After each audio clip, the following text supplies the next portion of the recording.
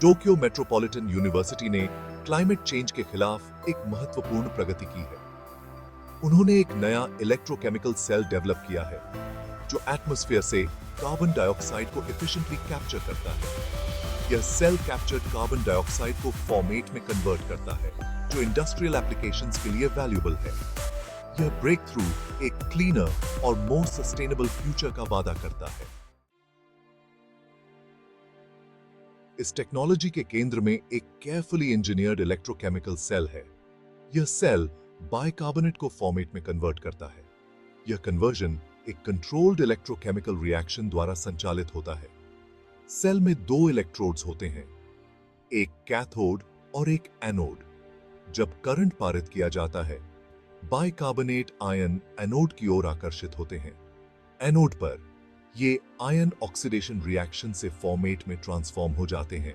यह प्रक्रिया high conversion rates को प्राप्त करने के लिए मिनिमल एनर्जी इनपुट की आवश्यकता होती है। बाइकार्बोनेट का फॉर्मेट में परिवर्तन एक मल्टी स्टेप प्रोसेस है जिसे इलेक्ट्रोकेमिकल सेल द्वारा ऑर्केस्ट्रेटेड किया जाता है। प्रारंभ में इलेक्ट्रोलाइट सॉल्यूशन में मौजूद bicarbonate ion positively charged anode की ओर आकर्षित होते हैं। यह आकर्षण एक्सटर्नल सर्किट के माध्यम से इलेक्ट्रॉन्स के प्रवाह से प्रेरित होता है, जिससे सेल के भीतर एक इलेक्ट्रोकेमिकल पोटेंशियल डिफरेंस पैदा होता है। एनोड सरफेस पर पहुंचने पर बाइकार्बोनेट आयन एक कैटालिटिक मटेरियल का सामना करते हैं, जिसे विशेष रूप से उनके कन्वर्जन को सुविधाजनक बनाने के लिए डिजाइन किया गया है। यह कैटलिस्ट इलेक्ट्रोकेमिकल रिएक्शन के होने के लिए आवश्यक एक्टिवेशन एनर्जी को कम करता है, जिससे बाइकार्बोनेट का फॉर्मेट में एफिशिएंट ट्रांसफॉर्मेशन संभव होता है। एनोड पर बाइकार्बोनेट के ऑक्सीडेशन के दौरान निकलने वाले इलेक्ट्रॉन्स एक्सटर्नल सर्किट के माध्यम से कैथोड में प्रवाहित होते हैं।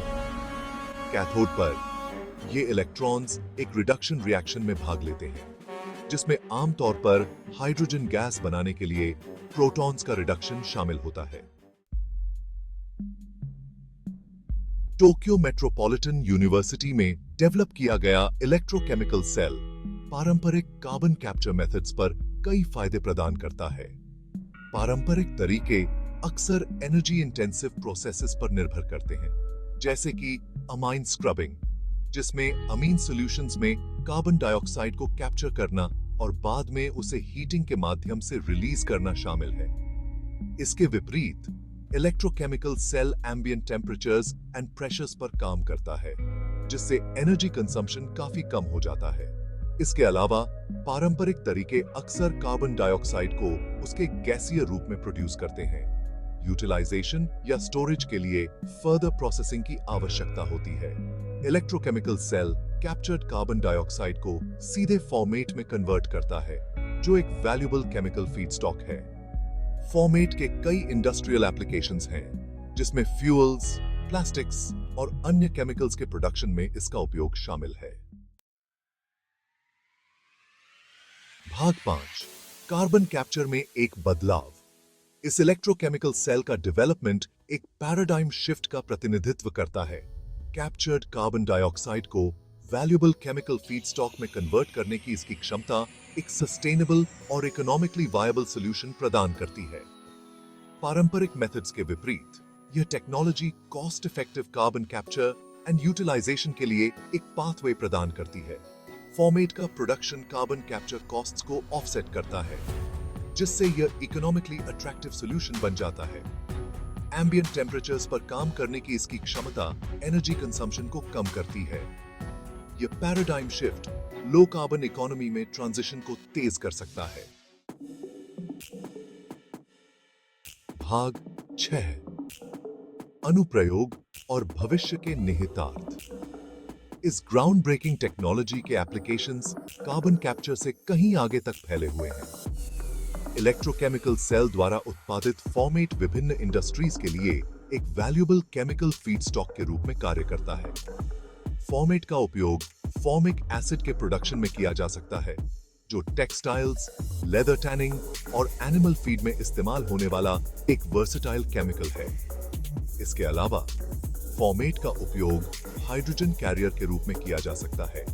हाइड्रोजन को सेफ और एफिशिएंट तरीके से स्टोर और ट्रांसपोर्ट करता है। हाइड्रोजन बेस्ड इकोनॉमी के विकास के लिए इसके महत्वपूर्ण निहितार्थ हैं, जहां फॉर्मेट रिन्यूएबल एनर्जी को स्टोर और डिस्ट्रीब्यूट करने में महत्वपूर्ण भूमिका निभा सकता है। इस इलेक्ट्रोकेमिकल सेल का development carbon capture and utilisation के लिए नए रास्ते खोलता है, जो मोर सस्टेनेबल और सर्कुलर इकोनॉमी का मार्ग प्रशस्त करता है।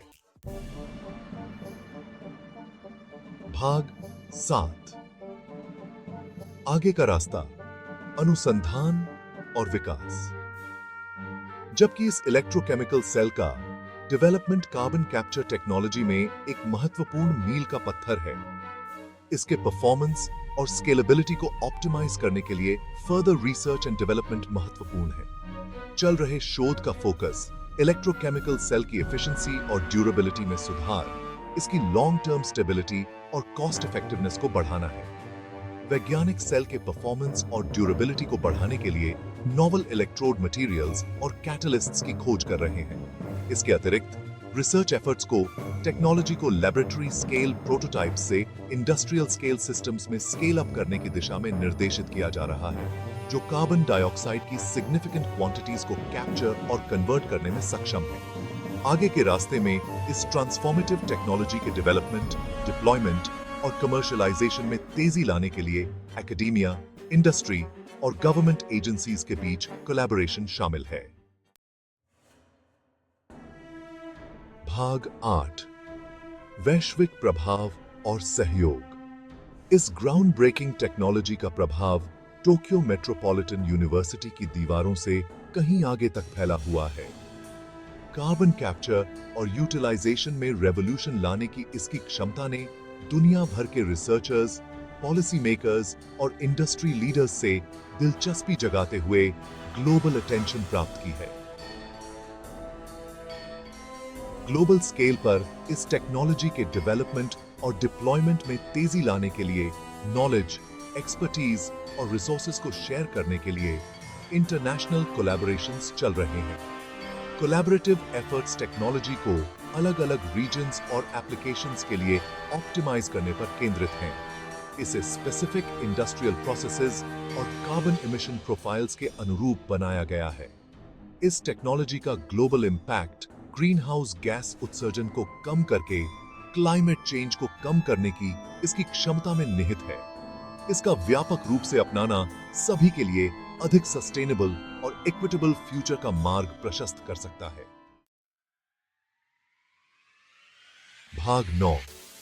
जलवायु परिवर्तन को संबोधित करना, एक सामूहिक प्रयास। क्लाइमेट चेंज की जटिल चुनौती का समाधान करने के लिए दुनिया भर के इंडिविजुअल्स, कम्युनिटीज, इंडस्ट्रीज और गवर्नमेंट्स के सामूहिक प्रयास की आवश्यकता है। इस इलेक्ट्रोकेमिकल सेल का डेवलपमेंट ग्लोबल चैलेंजेस से निपटने में इनोवेशन और कोलैबोरेशन की शक्ति के प्रमाण के रूप में कार्य करता है। जबकि टेक्नोलॉजिकल एडवांसमेंट्स जलवायु परिवर्तन को कम करने में महत्वपूर्ण भूमिका निभाते हैं, यह स्वीकार करना आवश्यक है कि केवल टेक्नोलॉजी ही एकमात्र समाधान नहीं है। क्लाइमेट चेंज को संबोधित करने के लिए एक मल्टीफैसेटेड अप्रोच की आवश्यकता है, जिसमें पॉलिसी चेंजेस, बिहेवियरल शिफ्ट्स और सस्टेनेबल प्रैक्टिसेस के लिए एक कलेक्टिव कमिटमेंट शामिल है।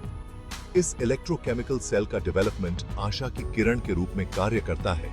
यह प्रदर्शित करता है कि मानवीय सरलता आने वाली पीढ़ियों के लिए अधिक सस्टेनेबल फ्यूचर का मार्ग प्रशस्त कर सकती है। भाग 10। निष्कर्ष, एक उज्जवल भविष्य। टोक्यो मेट्रोपॉलिटन यूनिवर्सिटी के शोधकर्ताओं द्वारा इलेक्ट्रोकेमिकल सेल की ground breaking discovery climate change के खिलाफ लड़ाई में एक महत्वपूर्ण क्षण है।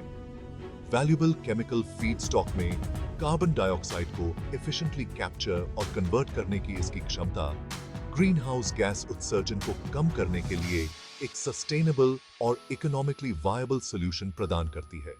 इस टेक्नोलॉजिकल ब्रेक थ्रू में कार्बन कैप्चर और यूटिलाइजेशन में रेवोल्यूशन लाने की क्षमता है, जो मोर सस्टेनेबल और सर्कुलर इकोनॉमी का मार्ग प्रशस्त करता है। आगे के रास्ते में इस ट्रांसफॉर्मेटिव टेक्नोलॉजी की पूरी क्षमता को अनलॉक करने के लिए निरंतर रिसर्च, डेवलपमेंट और ग्लोबल कोलैबोरेशन शामिल है, जैसे जैसे हम क्लाइमेट चेंज की चुनौतियों का सामना करते हैं, इस इलेक्ट्रोकेमिकल सेल का डेवलपमेंट एक अनुस्मारक के रूप में कार्य करता है कि इनोवेशन, कोलैबोरेशन और सस्टेनेबिलिटी के प्रति प्रतिबद्धता आने वाली पीढ़ियों के लिए एक उज्जवल भविष्य का मार्ग प्रशस्त कर सकती है।